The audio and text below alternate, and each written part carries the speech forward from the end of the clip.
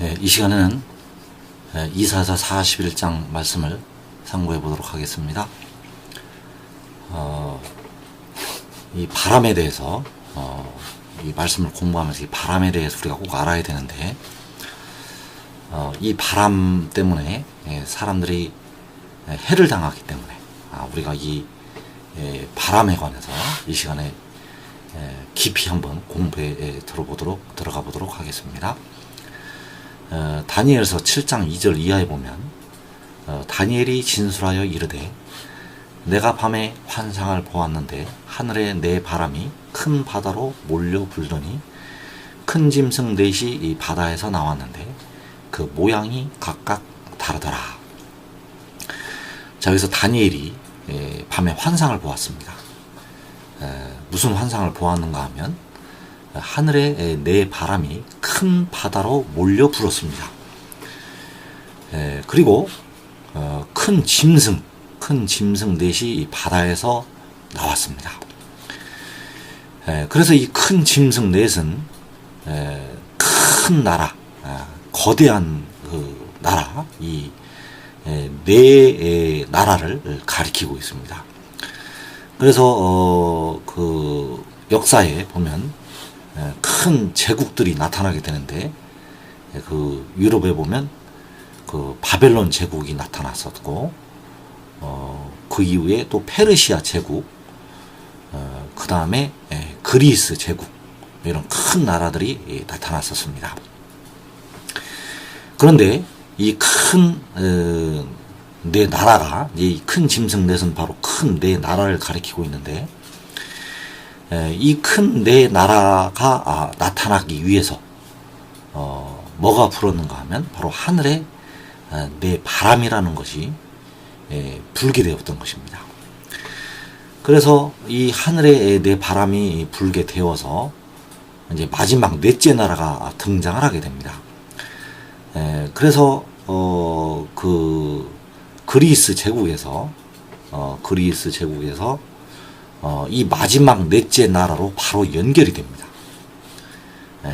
바로 마지막 넷째 나라로 연결이 되는데, 그 마지막 넷째 나라가 생기기 위해서 역시 또 하늘에 네 바람이 불게 된다는 것입니다. 그래서 다니엘서 7장 23절 이하에 보면 모신자가 이처럼 이르되 넷째 짐승은 곧 땅의 넷째 나라인데, 자, 이 넷째 나라는 이제 마지막 이 그 후3년만을 통치할 그 마지막 그 나라입니다. 이는 다른 나라들과는 달라서 온 천하를 삼키고 밟아 부서뜨릴 것이며, 그 열불은 그 나라에서 일어날 열왕이요 그 후에 또 하나가 일어나리니 그는 먼저 있던 자들과 다르고 또 새 왕을 복종시킬 것이며. 자, 여기서 넷째 나라가 나타나게 되는데, 그 열불의 나라입니다. 열불은 그 나라에서 일어날 열왕이고, 또 그 후에 또 하나가 일어나리니 그는 먼저 있던 자들과 다르다고 하였습니다. 그래서 열왕이 바로 열불이고, 그 열왕이 이 나라를 다스리게 됩니다. 그 후에 또 하나가 일어나는데, 이 하나가 바로 적그리스도가 되겠습니다. 그런데 이 그 열왕의 나라가 일어나서 온 천하를 삼키고 밟아 부서뜨리게 됩니다. 그래서 이때가 언제인가 하면 여섯째 천사가 나팔을 불 때입니다. 여섯째 천사가 나팔을 불 때는 전 3년 반이 끝나갈 무렵에, 이 여섯째 천사가 나팔을 불게 됩니다. 그래서 이 짐승의 나라는, 이 넷째 나라는 한 이래 동안의 언약을 땅의 사람들과 맺은 뒤에 여섯째 천사가 나팔을 불면 이 나라가 일어나서 이 짐승의 나라가 온 천하를 삼키고 밟아 부서뜨리게 됩니다. 그래서 여섯째 천사가 나팔을 불면 이 마지막 나라, 넷째 나라가 일어나서 천하를 삼키고 밟아 부서뜨리게 됩니다. 그래서 이 여섯째 천사가 나팔을 불 때는 바로 전 3년반이 끝나갈 즈음이 되겠습니다. 첫째 천사가 이제 나팔을 불 때는 이제 7년 대환란의 전 3년반에 시작이 들어가는 때 이제 첫째 천사가 나팔을 불게 되고, 여섯째 천사가 나팔을 불 때는 바로 이제 전 3년만이 끝나갈 때쯤에 이 여섯째 천사가 나팔을 불게 되겠습니다. 그래서 여섯째 천사가 나팔을 부는 장면이 계시록 9장에 나타납니다. 요한계시록 9장 14절 이하에 보면, 나팔 가진 여섯째 천사에게 말하기를 큰 강 유브라데에 결박한 네 천사를 놓아주라 하매 네 천사가 놓였으니 그들은 그 연월 일시에 이르러 사람 3분의 1을 죽이기로 준비된 자들이더라. 마병대의 수는 2만만이니 내가 그들의 수를 들어노라. 자, 여섯째 천사가 나팔을 불면 큰 강 유브라데에 결박된 네 천사가 노임을 받게 됩니다.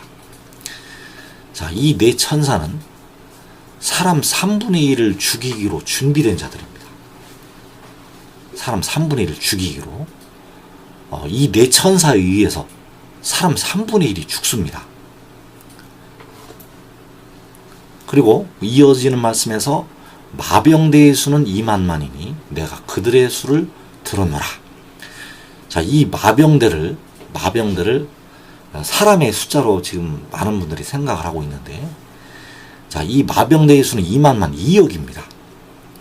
이 마병대는 2억의 숫자인데 이 숫자는 사람의 숫자가 아니고 이 마병대도 사람이 아닙니다. 이 마병대는 바로 마귀의 사자들이고 하늘에 있는 악의 영들입니다. 그래서 스가랴서 6장에 보면 그 말들이 나타나는데, 그 말들을 가리켜서 하늘의 네 바람이라고 했고, 이 말들은 하늘의 네 바람, 즉 하늘에 있는 악의 영들입니다. 이들은 하나님께서 부리시는 악한 영들입니다. 그래서 마귀도 하나님의 허락이 없이는, 이 마귀의 사자들도 하나님의 허락이 없이는 움직일 수가 없습니다. 그래서 이 2만만, 이 2억의 마병대는 하늘에 있는 악의 영들의 숫자라는 것. 그래서 이 2만만의 마병대는 바로 하늘의 네 바람입니다. 하늘의 네 바람은 2만만의 마병대이고, 이 2만만의 마병대는 마귀의 사자들입니다. 그래서 이 2억의 마병대는 마귀의 사자들의 숫자입니다. 하늘에 있는 악의 영들의 숫자가 바로 그 2억이 되겠습니다. 그래서 하늘의 네 바람이 2만만의 마병대, 이걸 꼭 우리가 기억을 하고 있어야 되겠습니다. 그래서 이 2만만의 마병대가 사람 3분의 1을 죽입니다. 이 사람 3분의 1을 죽이고 후 3년 반을 통치하는 짐승의 나라가 세상에 세워지게 되는 것입니다. 그래서 이 짐승의 나라는 천하를 삼키고 밟아 부서뜨리게 되는 것입니다. 이때 이 3분의 1이 죽임을 당할 때 천하를 삼키고 밟아 부서뜨리게 됩니다. 그래서 이때는 4분의 1이 죽임을 당하는 전쟁은 믿는 자들과 안 믿는 자들의 전쟁이지만, 이 3분의 1이 죽임을 당하는 전쟁은 바로 짐승의 나라가 세계에 일어나는 그 전쟁이 되겠습니다. 그래서 이 짐승의 나라를 대적하는 나라는 다 밟힘을 당하게 된다는 것입니다. 그래서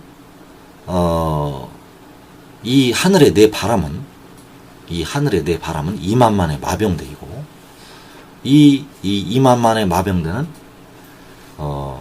바벨론 제국이 생겨날 때부터, 이 거대한 그 바벨론 제국이 생겨날 때부터 이미 활동을 하고 있었고, 또 그 페르시아 제국이 큰 제국이 생겨날 때도 활동을 하고 있었고, 또 그리스 제국이 그 알렉산더 대왕 있죠? 그 나라가, 그리스 제국이 생겨날 때도 이미 이 하늘의 네 바람이 활동을 하고 있었습니다.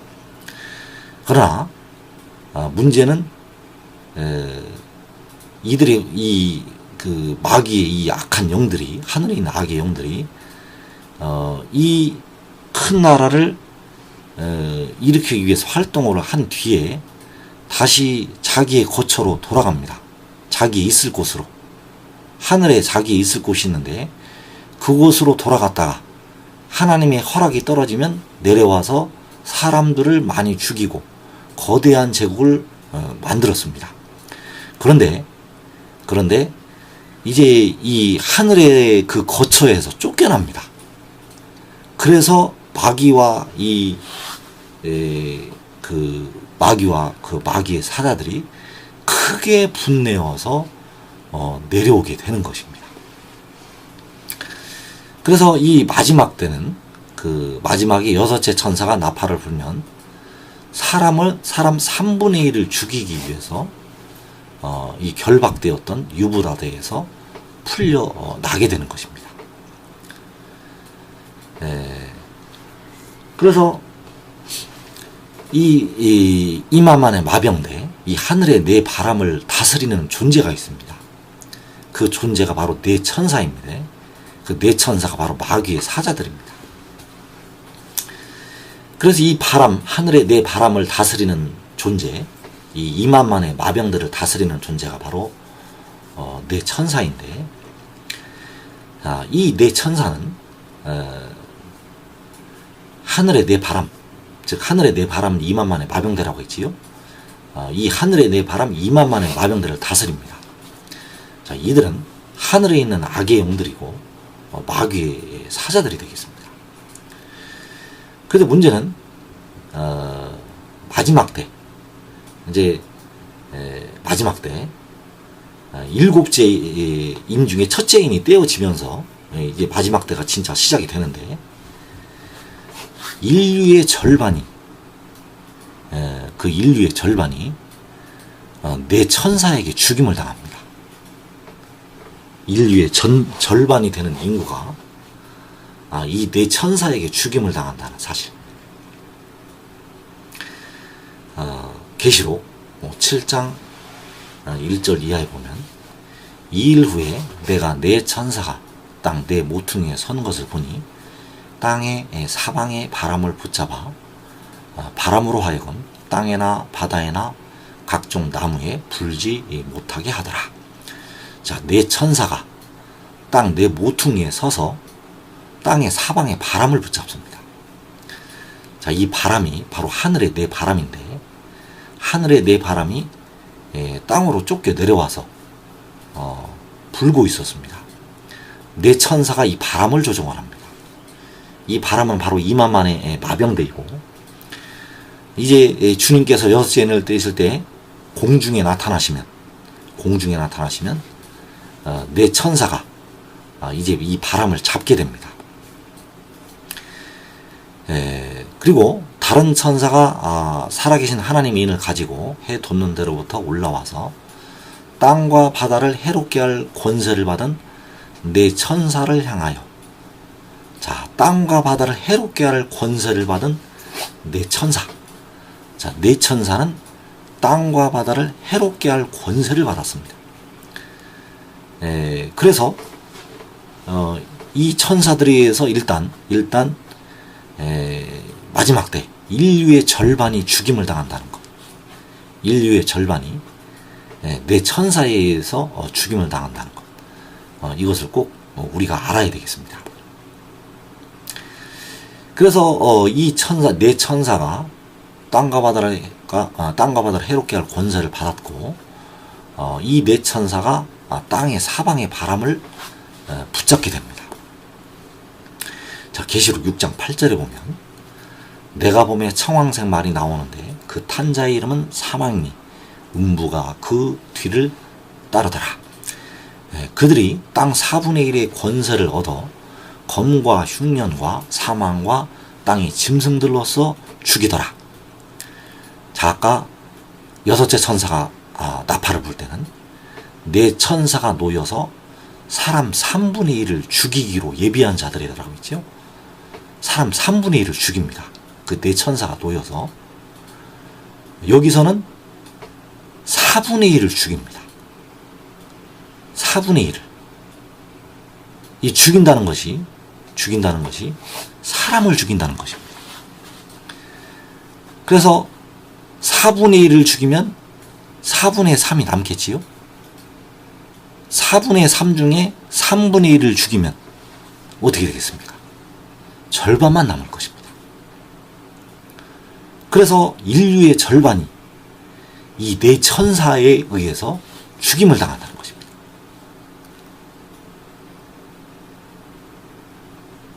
그래서 이 흰색 말을 탄 자, 붉은 말을 탄 자, 검은 말을 탄 자, 청황색 말을 탄 자, 이 말을 탄 자가 바로 네 천사입니다. 흰 말과 붉은 말과 검은 말과 청황색 말을 조종하는 자. 자, 이 말은 바람입니다. 이 말들은 바람이고 2만 만의 마병대입니다. 이 말을 조종하는 자가 바로 네 천사가 되겠습니다. 그런데 우리가 여기서 보면 넷째 인을 떼실 때 청황색 말이 나오는데 그 탄자의 이름이 사망입니다. 사망. 청황색 말을 탄 자의 이름이 사망입니다. 그래서 사망의 세력을 누가 잡고 있는가 하면 바로 마귀가 잡고 있는 것입니다. 그래서 청황색 말을 탄 자는 사망이고 이 사망의 세력을 마귀가 잡고 있기 때문에 바로 사망은 사자가 되는 것입니다.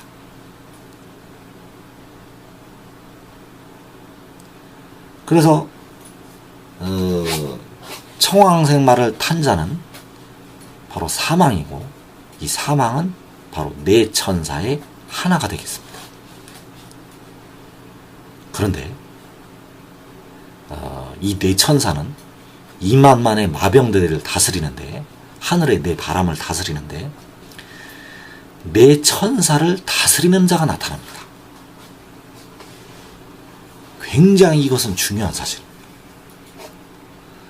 사망을 굴복시키고 다스리는 자가 나타납니다. 이 네 천사의 하나인 이 사망을 굴복을 시키는 자가 나타납니다. 사망과 음부를 굴복을 시키는 자가 나타나게 된다는 것입니다. 자, 여기서 보면 이사야서 41장 25절에서 내가 한 사람을 일으켜 북방에서 오게 하며 내 이름을 부르는 자를 해 돋는 곳에서 오게 하였나니.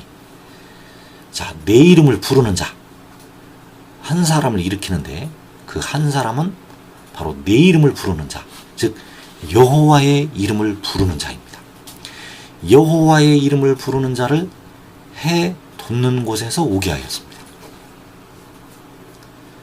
이사야서 30장 27절 이하에 보면 보라, 여호와의 이름이 원방에서부터 오되. 자, 여호와의 이름이 원방에서부터 옵니다. 이 원방이 바로 해돋는 데입니다. 해돋는 곳에서, 해돋는 데서 여호와의 이름이 옵니다. 즉 내 이름을 부르는 자, 여호와의 이름을 부르는 자를 해 돋는 곳 원방에서 오게 하였습니다. 내 이름을 부르는 자, 여호와의 이름을 부르는 자를 해 돋는 곳에서 오게 하셨습니다. 그래서 여기서 보면 또 역시 보라, 여호와의 이름이 원방에서부터 오되.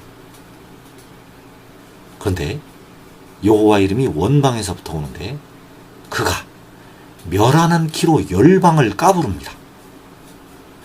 열방을 까부른다는 것은 쭉정이를 걸러내는 것입니다. 알곡은 모아 곡간에 들이고 이 키로 열방을 까부릅니다. 여호와의 이름이 원방에서부터 오는데 그가 멸하는 키로 열방을 까부르게 됩니다. 그리고 여기서 보면 내 이름을 부르는 자를 해돋는 곳에서 오게 하였습니다. 보라, 여호와의 이름이 원방에서부터 오되. 살아계신 하나님의 인을 가지고 해 돋는 데로부터 올라오게 됩니다. 이것이 바로 같은 사람을 가리키고 있습니다. 이 사람이 바로 누구인가 하면 요한계시록 10장의 천사가 되겠습니다. 요한계시록 10장의 천사는 바로 지혜입니다. 이제 이 비밀을 반드시 우리가 깨달아야 합니다.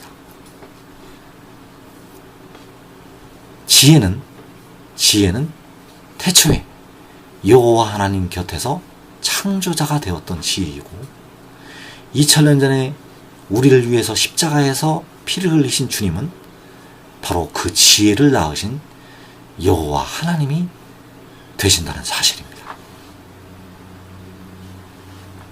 그래서 그 지혜가 바로 여호와의 이름을 부르는 자이고 그 여호와의 이름으로 오는 자가 되겠습니다. 바로 살아계신 하나님의 인을 가지고 해 돋는 데로부터 올라오는 자가 바로 그 지혜가 되겠습니다. 요한복음 5장 43절에 보면 나는 내 아버지의 이름으로 왔음에 너희가 영접하지 아니하나 만일 다른 사람이 자기 이름으로 오면 영접하리라. 자, 나는 내 아버지의 이름으로 왔음에. 자, 여기서 나는 바로 지혜를 말씀하라고 있는 것입니다. 지혜는 그 지혜의 아버지의 이름으로 왔습니다. 여기서 아버지의 이름은 바로 여호와의 이름이 되겠습니다. 바로 살아계신 하나님의 인을 가지고 해 돋는 데로부터 올라오는 천사가 되겠습니다. 왜냐하면 이 하나님의 인이 바로 아버지의 이름이기 때문입니다. 그러나 너희가 영접하지를 않는다고 했습니다. 그래서 여자의 남은 자손 요한계시록 12장에서 여자의 남은 자손 큰 독수리의 두 날개를 받지를 못하는 자들이 바로 여자의 남은 자손이 되겠습니다. 그 여자의 남은 자손은 이 지혜를 영접하지를 않습니다. 그래서 지금 의의 나무들은 영접을 해야 됩니다. 영접한다는 것은 받아들인다는 것이고 바로 이 영접한다는 것은 라빠노라는 헬라어를 쓰고 있습니다. 라빠노라는 것은 바로 받아들인다는 것입니다. 그의 증언을 받아들여야 합니다. 왜냐하면 예수께서 나 예수는 교회들을 위하여 내 사자를 보내어 이것들을 우리에게 증언하게 하셨다고 말씀을 하셨기 때문입니다.